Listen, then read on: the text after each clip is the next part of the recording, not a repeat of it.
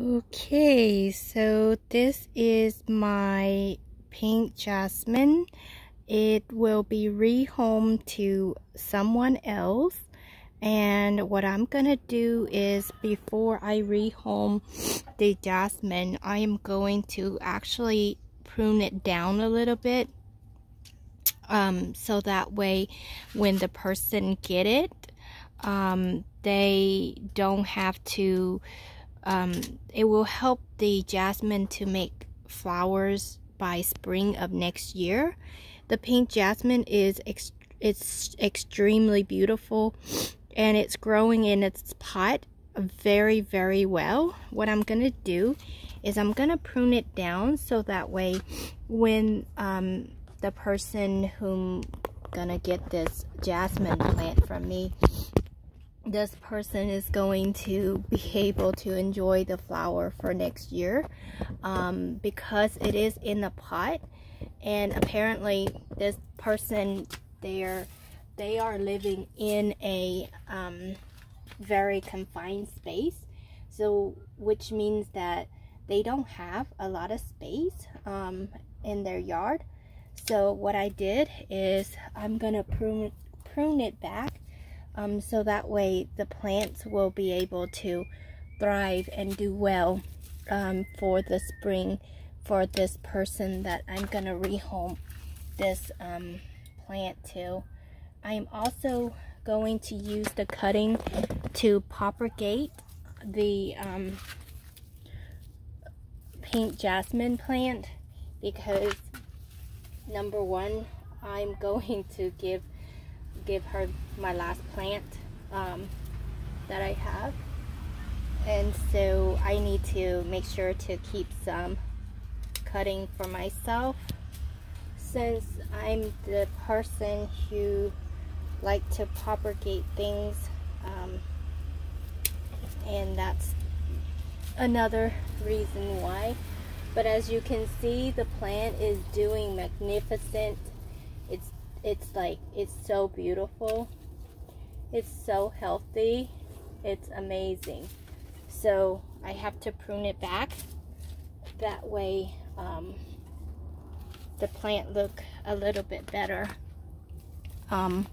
So here it is. It's manicure prune, ready to go to the new owners, to the new owner. I hope the plant live for her. I hope it doesn't die. Here I have, this is another type of jasmine, but is not, this is not fragrant. The one that is in the pot a while ago, that one is fragrant, and that one blooms white flowers with beautiful pink center. And of course I love pink, so I have to own the pink jasmine. I cannot go without it.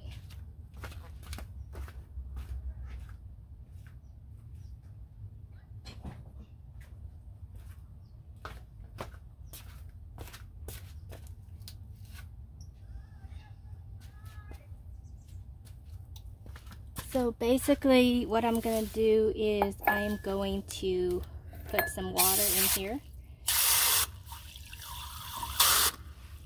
And I'm going to put some rooting hormone in here.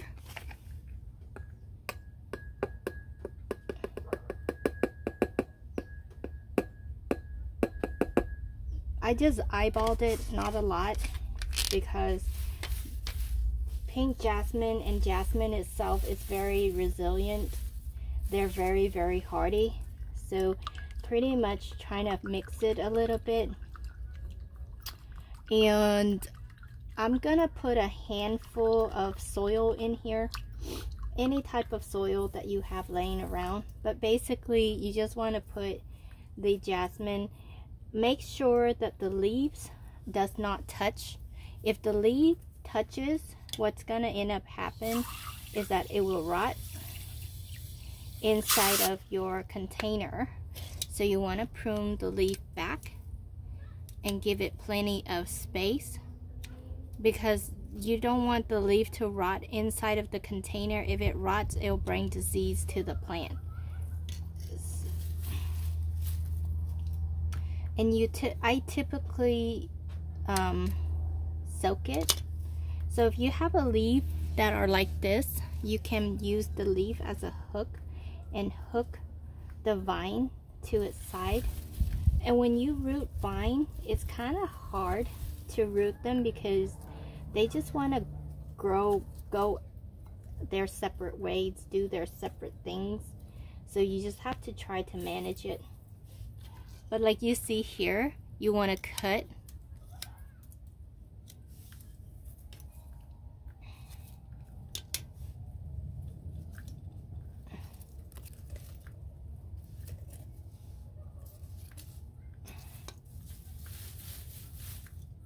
And so I have a lot now. Go like this.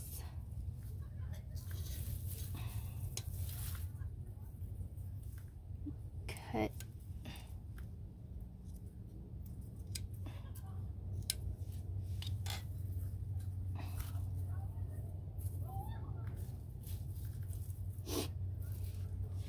And they're viney, so rooting the jasmine is similar to rooting the and the reason why I'm gonna put a little bit of soil inside of here is because it actually helps keep the stem in its place.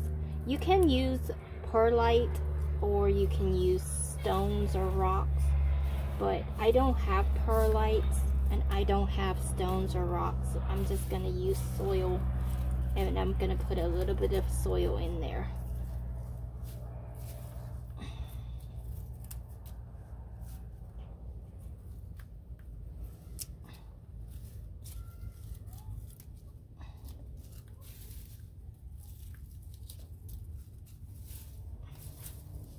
So it's like making a little bouquet out of your cuttings.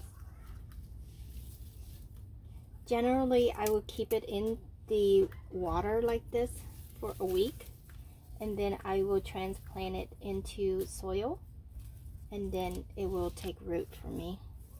All of these cuttings are extremely healthy, and the vines are like thick vines, so you don't want to cut a young vine. Young vine meaning that the weak one, the one that is just, you know, propagated, or you want to have a strong vine. You don't want to have a vine that is not fully mature.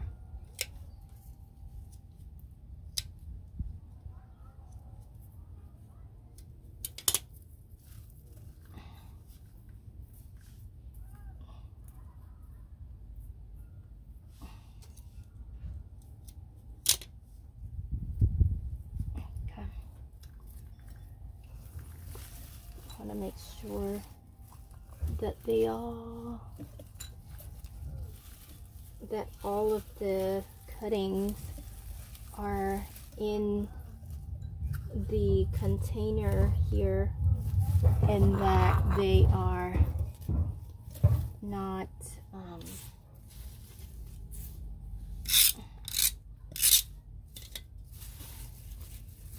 I made lots of mess everywhere I go.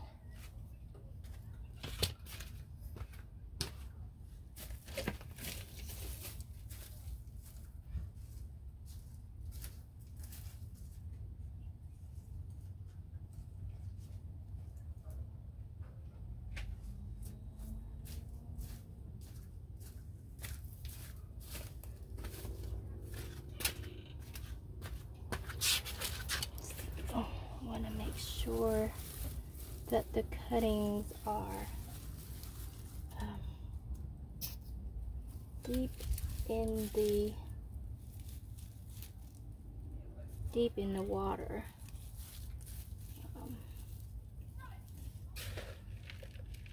So just a handful of soil.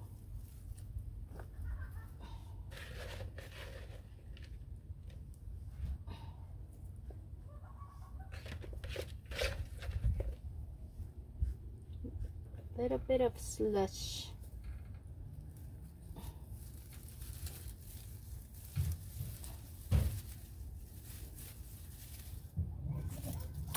And when you propagate the cuttings like these, you want to keep them in an area where they don't get a lot of light, like in front of your window, in the greenhouse, or not.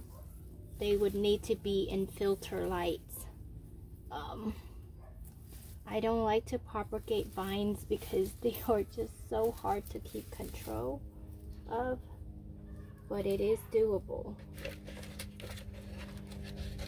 And slushy is what we want. I'm wanting to get something and tie it together like this so that way it'll be strong and it stay, but I think it should be okay like this. So I'm gonna put this under a under my in the kitchen window too, so it can propagate. And after a week I'll put them in their own little container so that way they can grow. But basically this is how I propagate my pink jasmine, and they are easily, you can grow it very easily, not a lot of maintenance. They bloom beautifully, and I don't think they have seeds. So I've been propagating the jasmine for friends, family, at their request, and I do it during the winter time because majority of the pink jasmine, especially this one, is still in bloom, but the pink jasmine only blooms during the springtime, early spring, late spring, and then that's it. And they become they become, you know, like a little bush that I showed you a while ago. But basically they don't go into seeds. This is the only way that I've learned to propagate them. If there's another way that you know to propagate them, let me know, because my way work, your way may be better. And at the end of the day, I'm still learning. So any tips, any advice, would really appreciate it. Thanks for watching.